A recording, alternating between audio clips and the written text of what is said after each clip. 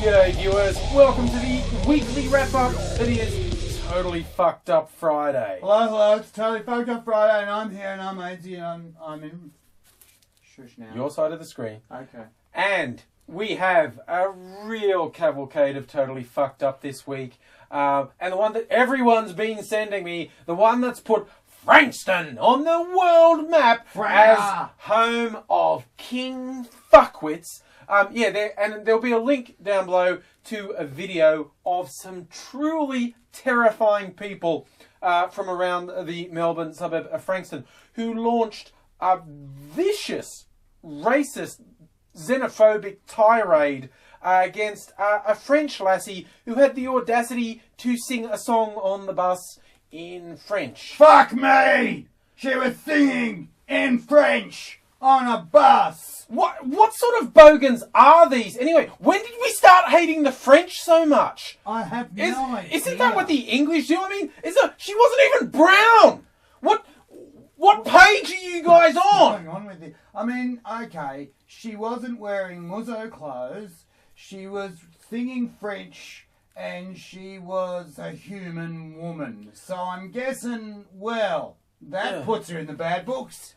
It's just, like, seriously, the video was actually recorded on a phone by a Melbourne comedian. So he's actually pretty good at the commentary, and I won't try and outdo him with his clever one-liners. You should check it out. It's already been viewed millions upon millions of times around the world. But it's... Aren't we proud? It's disturbing. It is actually really disturbing to watch. So just be a little bit ready for that. The really visceral nature of the hate these people spew. Fuck me. It's really fucked up. And look, in terms of, is Australia racist? These guys are racist.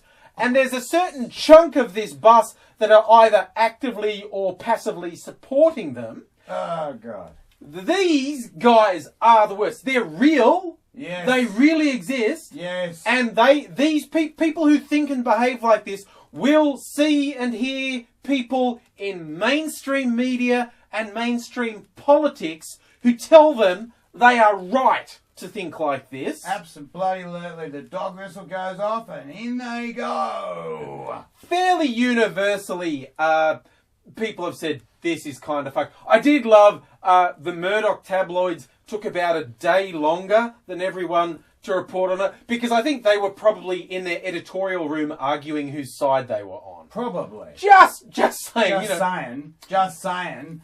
You know, and you just get it's so very disturbing to see. One of the main propagators of this thing is rocking a pram. Yeah. Oh God! You just see there's a couple and they've got a pram and they seem to have a toddler following them.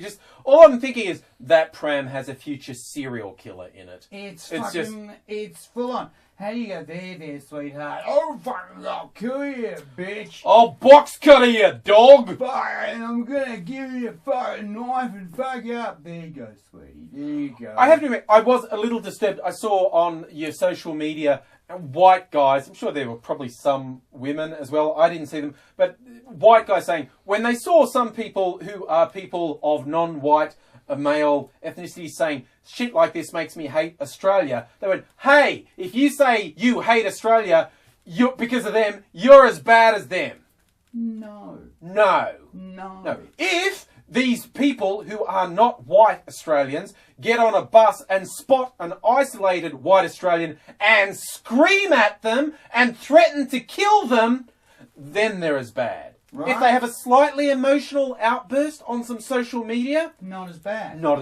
Different. Quite different. Yeah, a different scenario. Yeah. And I will admit, these guys who are sort of doing it, these are guys who I regard as, online friends, decent guys, definitely not racist guys, but from this blind spot of why are you so upset? Because they don't actually understand. People who aren't white males have to face this hostility every single day.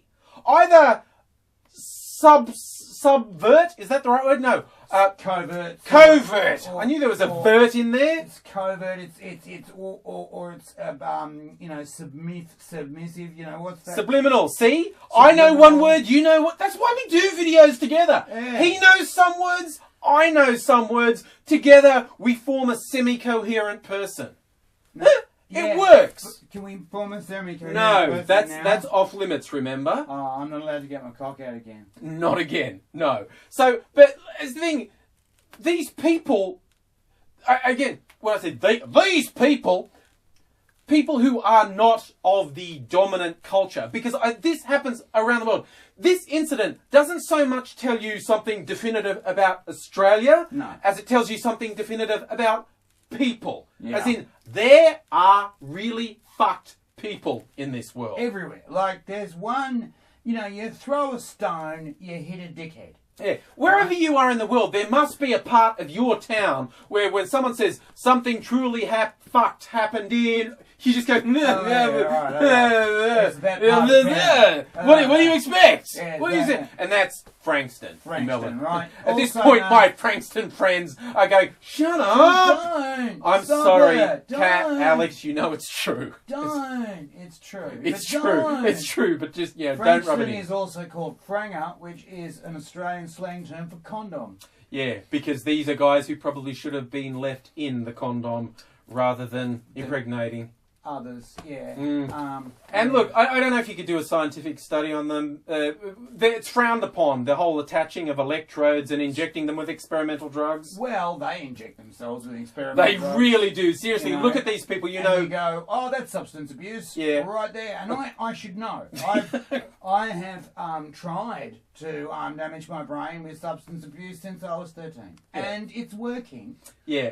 He's not as far gone as these people, but seriously, for a truly horrifying time, check it out if you haven't. But yeah, okay, the hate is special. If I can't experiment on them, because apparently you can still experiment on monkeys. I know! How cool is that? Oh, you are a similar creature to me. Stick this up your ass. Apparently so similar, some scientists now claim it's not just humans who can suffer from a midlife crisis, but chimps and orangutans.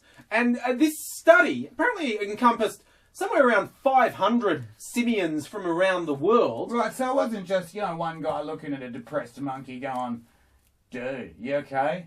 Fucking no. Said that it's a depressed... No, it's around the world, right? Yeah. Like, there's lots and lots and lots of them, and they've done, lots and lots and lots of special, pokes. I just wonder, how do you tell if a chimp is depressed? Dude, I'm in a fucking cage. You feed me bananas and crap. I shit in the corner. What part of this bit is fulfilling? And I suppose it's true. If you look at asshole, young monkeys haven't got that depressed yet. They're still bouncing around like, woo, woo, I got bananas. Oh, come over here, I'll throw some shit at you. Yeah, woo, woo. I caught it. Hey, check it out. I'm in a onesie. It's me. It's like, young chimps and they're climbing up. Hey, I can climb shit. Oh, I've fallen off. That's the fucking funniest thing in the world. Check it out. I've got a nappy on. Yeah. And I suppose, again, the older ones who survive in captivity, they're just relaxed. They go, no, look, get your camera out. I'll lie back and piss in my mouth just for shits and giggles. Yeah. When we were in the jungle years ago, it was very difficult. It was very hard. But now we are in a comfortable cage. There is no weather.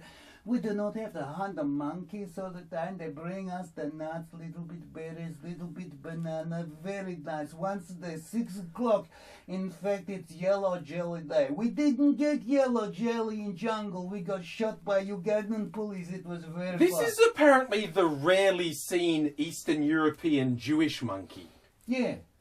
And they're happy about it. Yeah. But look, and just to show that Australia is not the only questionable people in the world, I have to actually get my notes for this one. Isn't it refreshing that normally we have to go to other countries to pick up TFU stories, but our biggest TFU story comes from home. In fact, just up the road from where I live, which is really disturbing. It's really sweet to know that, Where we are is TFU in an internationally fucked up way.